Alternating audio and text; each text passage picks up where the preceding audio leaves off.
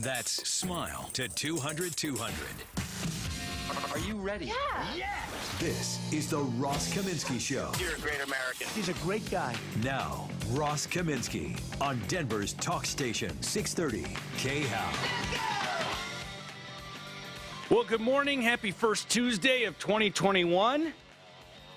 No, you know what? During 2020, I was told by banks and places that you had to sign official documents that when you did the year, when, let's say it was July 17th, 2020, that you were supposed to write 7/17, 2020, and write out the whole year, because if you only wrote the first part, the first 20, then somebody could manipulate the date on the document by writing another two numbers after it, right? They could write 19 after your 20 and make it look like that document was a year older.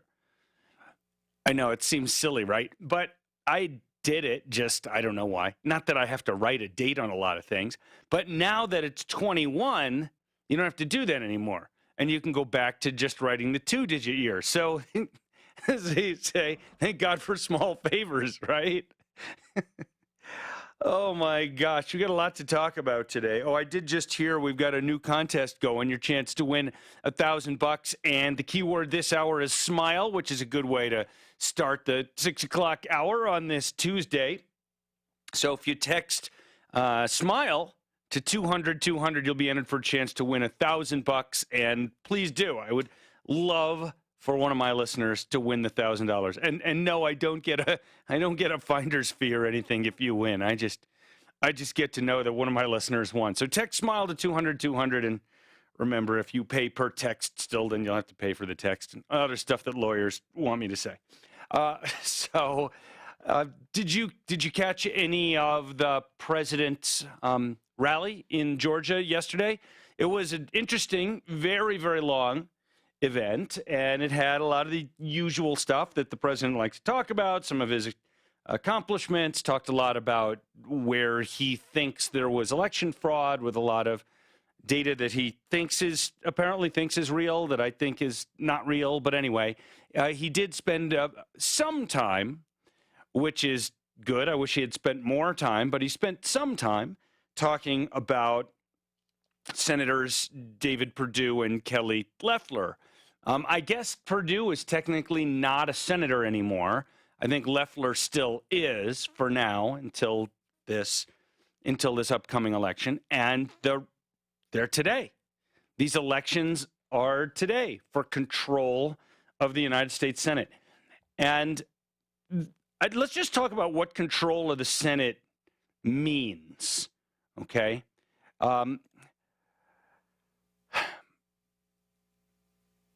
Oh, look at this. This is interesting. In the past several hours, there's been a bit of a bump up in Republican odds, I think, in betting odds. But let's talk about what control the Senate means.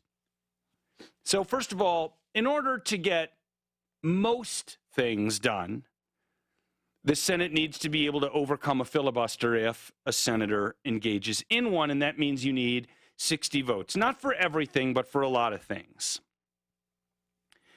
There are some things that can be done through a process that I'm sure you've all heard about, and we're not going to get into all the details, called reconciliation, and that can be done with 51 votes, which could be 50 votes plus the vice president breaking a tie to get to 51. So it could be 51 to 50 rather than 51 to 49 in that case.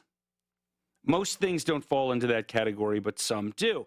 Now, some of the most aggressive stuff that we've heard that Democrats are interested in doing, packing the Supreme Court, eliminating the filibuster, are things that we know that at least a couple of Democratic senators would not support. We know Joe Manchin will not support either of those things. We know Dianne Feinstein will not support eliminating the filibuster and probably wouldn't support packing the Supreme Court either. She's not too happy with the far left of her party right now as they are trying to throw her out. She's still there for now. So some of the most egregious things that Democrats want to do, they wouldn't be able to do because not only wouldn't they have the votes probably to pass them even with a simple majority, but with other things, they won't have the votes to end the filibuster. So with those other things, they generally won't be able to get to 60 with those other more aggressive things. So from a purely legislative position, Democrats having control of the Senate is bad, but not a disaster. It's bad, though. It makes it much more likely that they will pass tax hikes and very bad climate change legislation. In fact, Nancy Pelosi's new rules for the House yesterday, in addition to weakening any influence that the minority Republicans have, even though Nancy Pelosi has the smallest House majority since World War II, she still went ahead and passed rule changes to give the majority even more power than it already has in the House. But they also passed a rule change. See, there's a rule in a House that says, and they always find ways around this, you know, they always cheat and lie, but there's a rule in the House that says basically you're not allowed to pass something that increases the deficit. And what they did was they passed a rule that says we can ignore that provision for anything related to either coronavirus or climate change. So they could go ahead and pass stuff that they say is aimed at reducing climate change, when really we all know that what the Democrats' goal is to use climate change as the lever by which to gain government control of even more of the economy. Anyway, they're not even going to have to pretend that they're not blowing up the deficit. And of course, we've just added trillions of dollars to the national debt, the debt burden placed on my kids and Shannon's daughter and all of your kids and grandkids to pay back someday. And a lot of Democrats will go along with that stuff. So Democrats having control of the Senate will be fairly bad legislatively. Here's where it's really bad. If Democrats have the majority in the Senate, they will control every committee. They will control what is allowed to come up for a vote, what is not, and they will control hearings. So there will never, ever be any kind of hearing into any eventual malfeasance by anybody in the Trump administration. It simply won't happen. If the Democrats were smart going forward, they would ignore Donald Trump and start talking about what they're going to do, especially when you're the party in power. It's very difficult to maintain public support by running as if you were the party out of power and spending all your time chasing windmills like President Trump is doing, but he's already lost. If the Democrats keep chasing Trump around, it won't be good for them, but I don't know that they'll be able to help themselves. They hate the guy so much they can hardly see straight. So if Democrats control every committee in the Senate, you could easily see some Trump-hating Senate committee chairman deciding to go ahead with some kind of investigation of Trump. Now, again, I think that Joe Biden would probably try to dissuade them from that, but you never know. And then the committee chairman will also be responsible for writing key legislation, writing budgets, for example. Can you imagine a process in which the key budget writers were Bernie Sanders and Elizabeth Warren? That is not far-fetched. And so the elections in Georgia tonight are incredibly important. I wish President Trump had done a little more, but anyway, that's water under the...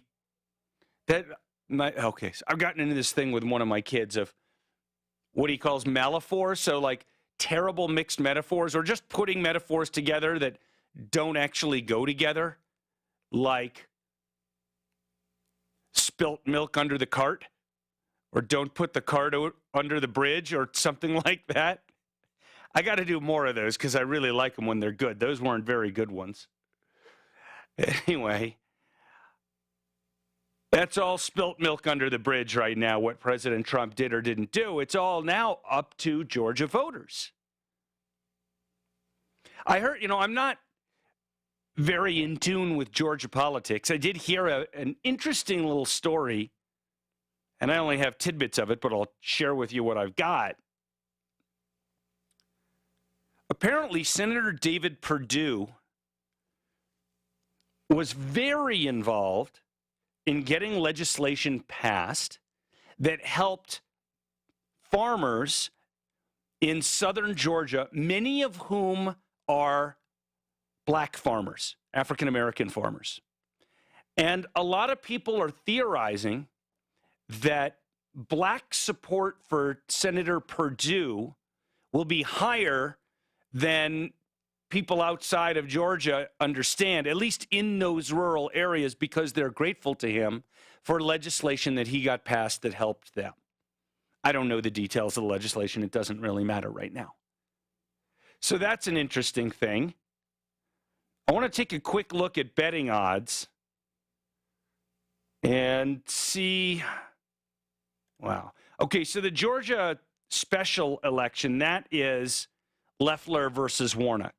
And Warnock appears to be a true radical, like every bit as far left as Bernie and Pocahontas and Kamala Harris, a true radical. On December 29th, in the betting odds, I should probably go back even a little further than that, but here, let me go back just a little further and see what this looks like. All right, well, for most of December, Loeffler was trading in the low 60s as a percentage chance to win, and Warnock was trading in the high 30s. As of today, that's reversed. Loeffler's trading around 40, and Warnock is trading around 60. Now, I've said betting odds aren't God. They can be wrong. They often are. But that's an interesting thing. And in the regular, I'm looking for this one, for the regular Senate runoff, this is just looking at how many votes will be counted. Right now, it looks like they're getting back to thinking that Perdue might have a chance. And it might be because of what I just described to you. But the betting odds in this thing are really, really, really tight. I mean really tight. I'm having a hard time finding the outright winner in the betting odds, but I think it's still actually leaning toward the Dem, just not by as much as the other one. President Trump said yesterday in his rally to Georgia voters that today's vote could be the most important vote they cast in their lives, which is a very interesting thing for him to say. He didn't say the second most important vote after the presidential election. He said the most important vote. And I'm always hesitant with these claims that, this is most important or that, every 4 years we hear the most important election of our lifetime. This is close.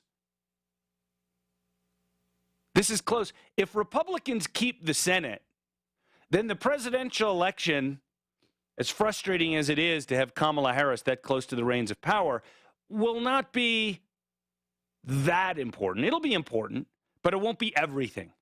But if Democrats win the Senate at the same time that Harris and Biden won the White House and VP's mansion, you are talking about a potential massive threat. Even CNN, a place that is full of some of the worst thinkers and writers, even they note in a headline from yesterday, at stake in the Georgia Senate races, the future of America's economy. Now, that would seem to be true, at least for a while, right? I would think that in 2 years, Republicans probably take back the House of Representatives. Pretty clever of Nancy Pelosi to say that this is going to be her last 2 years as Speaker of the House, because I think she knows that she'll be in the minority anyway in 2 years. Senate races in 2 years are going to be a little more of a challenge. Depends how unpopular Harris and Biden are and how unpopular the Democratic government is at that time. The reason it'll be more of a challenge is there are more Republican seats coming up for election than Democrat seats in 2022. So we'll see. But that was the case in 2020 as well, and Republicans did better than expectations. Over at CNN, they quote a guy named Chris Kruger, policy analyst at Cowen Washington Research, who said, "It's impossible to overstate how critical these races are for fiscal, tax, and regulatory policy over the next 2 years.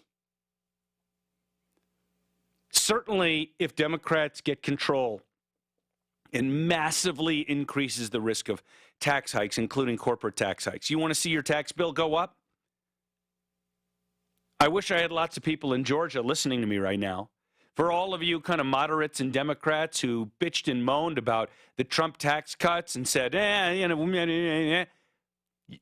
you really going to stick with that and say now you want your taxes to go up? You know in your heart that your taxes went down.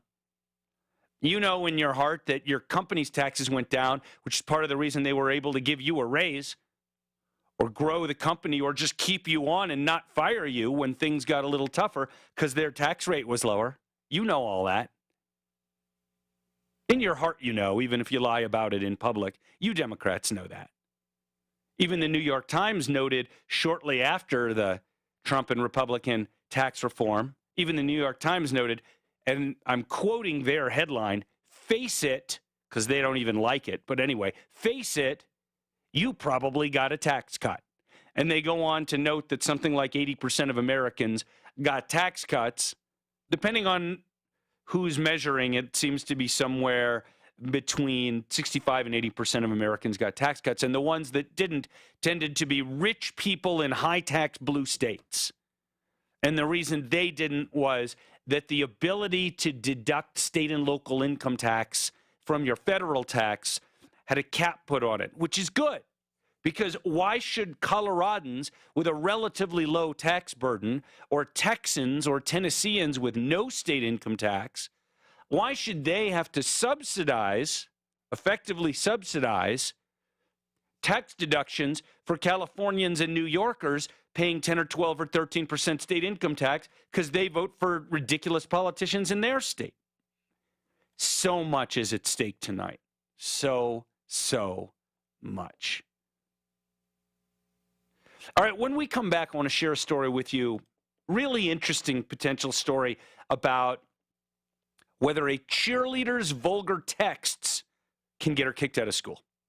This is Denver's Talk Station with Ross Kaminsky now. Tom Martino at 10, 630 KHOW, Denver.